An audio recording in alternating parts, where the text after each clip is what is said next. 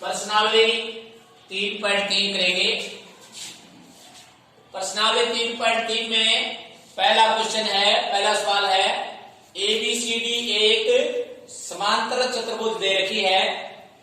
रिक्तस्थान भरना में जो पहला पार्ट है उसमें ये बताना है कि जो AD साइड है वो किसके बराबर होगी। जो ये AD साइड है वो किसके बराबर होगी, इसके सामने वाली साइड के यानी BC के। ये साइड इसके सामने वाली साइड के बराबर होगी, क्योंकि जो समांतर चतुर्भुज है, समांतर चतुर्भुज की भुजाएं की सम्मुख भुजाएं यानी जो सम्मुख भुजाएं हैं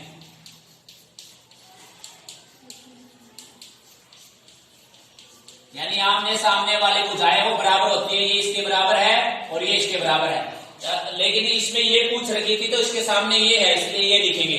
उसके बाद दूसरा खालिस्तान है, दूसरा पार्ट। दूसरे पार्ट में पूछा कौन DCB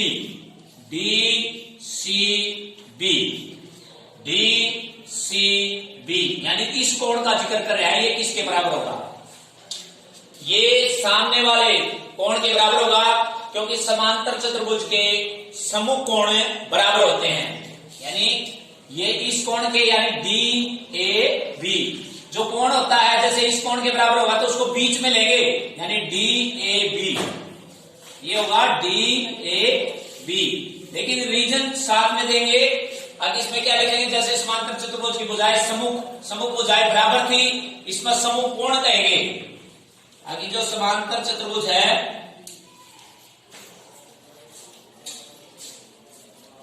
समांतर चतुर्भुज के सम्मुख कोण आमने सामने वाले यानी जो सम्मुख कोण है वो क्या होते हैं, बराबर होते हैं। पहले में क्या रीजन था कि आमने सामने की भुजाएं बराबर होते हैं। दूसरे में क्या रीजन है, तो क्या है इसमें हमने दूसरा पार्ट में ये था, ये कोण दे रखा था, इसके सामने वाला ये कोण बराबर है यानी DCB के किस कोण बराबर होगा, DAB, क्योंकि समांतर चतुर्भुज के सम्मुख कोण है वो क्या होते हैं, बराबर। तीसरा पार्ट, तीसरे पार्ट में क्या पूछा है, OC भुजा। जो OC है, OC ये वाला, जो ये वाला दाविकर्ण है ये इसके बराबर होगा, यानी जो ये दाविकर्ण है ये इसके बराबर होगा। यानी जो समांतर चतुर्भुज है उसके विकर्ण यानी इसको क्या कहेंगे, OA। OC है वो किसके बराबर होगा, OA, क्योंकि जो समांतर चतुर्भुज है उसके विकर्ण एक दूसरे को संधिभाजित करते हैं।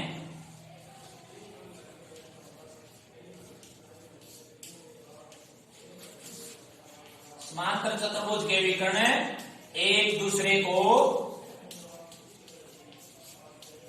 संधिभाजित यानी समान भागों में बांटते हैं।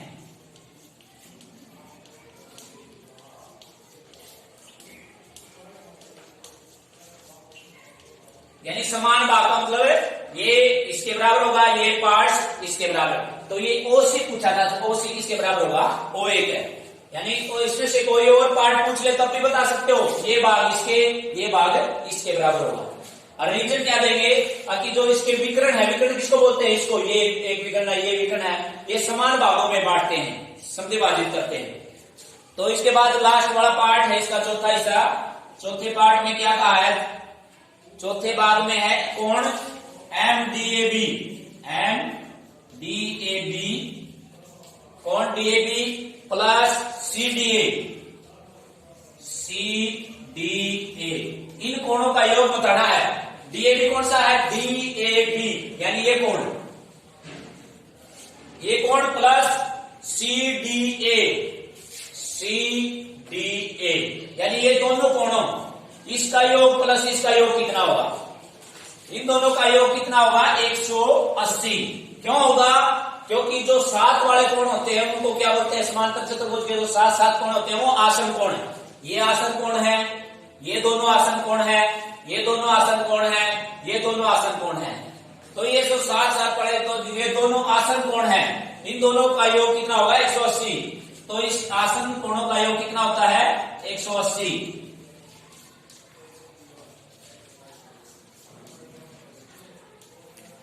आसन कोणों का योग 180 डिग्री होता है। तो ये था पहले के सारे भाग जिसमें खाली स्टार बताने थे। उसके बाद नेक्स्ट पार्ट, उसके बाद हमारा सेकंड क्वेश्चन है।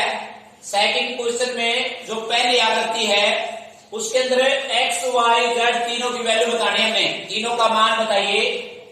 तो इसमें हम ये देखेंगे कि चित्र जो समांतर चतुर्भुज है इसके चारों कोणों में से कौन सा कोण दे रखा है। जो हमारी समांतर चतुर्भुज है इन चारों कोणों में से कौन सा ये दे रखा है हमें, इससे हम कौन सा कोण निकाल सकते हैं। सबसे पहले नजर डालो कौन सा कोण दे रखा है, हमें पता है ये कोण दे रखा है। तो इससे क्या निकाल सकते हैं, कौन सा कोण पहले निकाल सकते हैं। तो इससे ये भी निकाल सकते हैं क्योंकि सामने वाले कोण है वो बराबर होते हैं। तो y है हमारा कोण वो 100 आ गया और रीजन लिख दो कि जो समूह कोण है वो बराबर होते हैं समांतर, चाहिए यहां भी लिख दो समूह कोण, क्योंकि ये समूह कोण है दोनों समांतर चतुर्भुज के। उसके बाद हमें x ये पता लग गया हमें, अब ये भी 100 है भाई। अब इसकी सहायता से आप साथ वाला कोण भी निकाल सकते हो क्योंकि दोनों आसन कोण है, यानी x प्लस 100 बराबर है 180। इन दोनों कोणों का योग क्या होगा 180 होगा, इन दोनों का भी 180 होगा। इन दोनों से भी आप z भी निकाल सकते हो पहले और x भी पहले निकाल सकते हो, कौन सा भी निकालो पहले। जैसे हम x को निकाल रहे हैं इन दोनों का 180 होगा, तो x प्लस 100 बराबर 180। अब x का निकाल लेंगे, 100 को उधर ले जाओ, 100 उधर ले जाएंगे तो माइनस का हो जाएगा, यानी x का मान आ जाएगा 180 में से 100 का 80। तो ये x की वैल्यू आ जाएगी 80। x की वैल्यू क्या आ गई। अब ये जो हमने किया है x प्लस 100 बराबर 180, इसके सामने हमें क्या लिखना है, कौन से कोण है आसन कोण।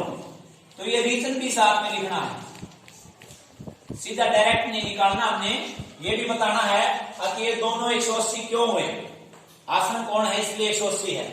ठीक है, तो x की वैल्यू भी आ गई हमारे पास, ये 80 डिग्री का आ गया। अब ये दोनों बराबर होंगे, समूह कोण फिर आ गए, यानी x किसके बराबर होगा z कोण के।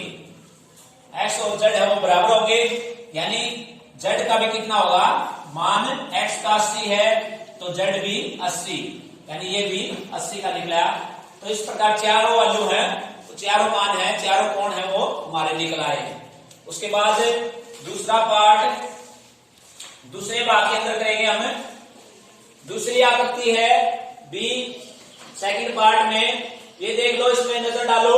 हम सबसे पहले क्या निकाल सकते हैं, देखो यहां इसके साथ वाला कोण x निकाल सकते हैं क्योंकि ये दोनों आसन कोण है, ये दोनों आसन कोण है। तो x निकालना चाहिए, तो x प्लस 50 बराबर 180 आसन कोण है। x की वैल्यू निकाल सकते हो, 50 उधर चला जाएगा माइनस का हो गया, यानी x आ गया 130 का। ये 130 का निकाल लिया सबसे पहले हमने। अब x और y बराबर हो गए, आमने सामने एक कोण है, समूह कोण है। x किसके बराबर है y के, पहले लिखो कौन सा कोण है वो किसके बराबर होगा। अब x हमने निकाल ले लिया तो y भी आसान है, 130 का y हो गया, आमने सामने के बराबर ये भी 130 का हो गया, तो y भी निकला हमारा 130 का। तो यहां हमें क्यों बराबर है ये दोनों, क्योंकि समूह कोण है, इसलिए यहां लिखना हमें समूह कोण, दोनों समूह कोण है। तो रीजन लिखो कि भाई क्यों बराबर है, y भी निकला x भी निकला। अब z की बारी है, z जैसे ये दो लाइन है समांतर, दो लाइनों को तीसरी लाइन काट रही है, तीसरी लाइन के एक इस साइड का कोण और इस साइड के कोण बराबर होते हैं। जो तीसरी लाइन काटे दो लाइनों को समांतर, दो समांतर लाइनों को अगर तीसरी लाइन काटते तो इस साइड का कोण और इस साइड के कोण क्या होते हैं एकांतर कोण, यानी y और z दोनों बराबर होते हैं। क्यों बराबर हैं, क्योंकि ये कौन से हैं एकांतर कोण, एकांतर कोण है। अब हमें y पहले से ही पता है, y की वैल्यू रख दो। y की वैल्यू कितनी है? 130 है, तो y कितने 130 रख देंगे, तो z भी कितना आ गया? 130। यानी तीनों कोण निकाल दिए हमने, सारे आगे x y z तीनों कोण निकाल दिए। उसके बाद अगली आकृति जो तीसरा पार्ट है ये निकालेंगे। इसमें हम ये देखो, सबसे पहले जैसे 4 त्रिभुज हैं, इनमें से कौन सी त्रिभुज के ज्यादा एंगल दे रखे हैं? इसमें दे रखे x y और 30 डिग्री ये दे रखा है। सबसे पहले यहीं से निकालो। अब यहां ये देखो, ये x कोण है, यहां पर ये सारे कोण 90 के होते हैं, क्योंकि ये कौन सी त्रिभुज है? चतुर्भुज है, समचतुर्भुज है, यानी समांतर चतुर्भुज और समचतुर्भुज है। और समचतुर्भुज के जो विकर्ण है एक दूसरे को लंबसम द्विभाजित करते हैं, लंबसम द्विभाजित। इसलिए जो ये कोण है, x वाला कोण है, ये कितना का हो गया? 90। कोण x बराबर है 90 डिग्री। क्यों 90 डिग्री है? क्योंकि जो समचतुर्भुज के कोण, समचतुर्भुज के विकर्ण एक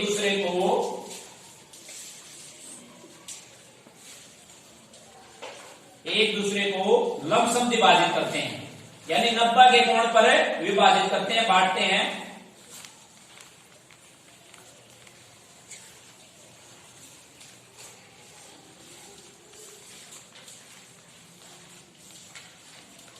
तो ये सारे 90 के कोण होंगे। हमने ये कोण बताना है, तो x का मैं बता दिया, ये 90 का आ गया। अब ये पूरी त्रिभुज है, इस त्रिभुज के तीनों कोणों का पता लग गया हमने। त्रिभुज के तीन, तो x प्लस y प्लस 30 बराबर है 180। त्रिभुज के तीनों कोणों का योग कितना होता है? 180। तो x का हमने पता ही लग गया, ये 90 है। y निकाल लेंगे, ये 30 बराबर 180।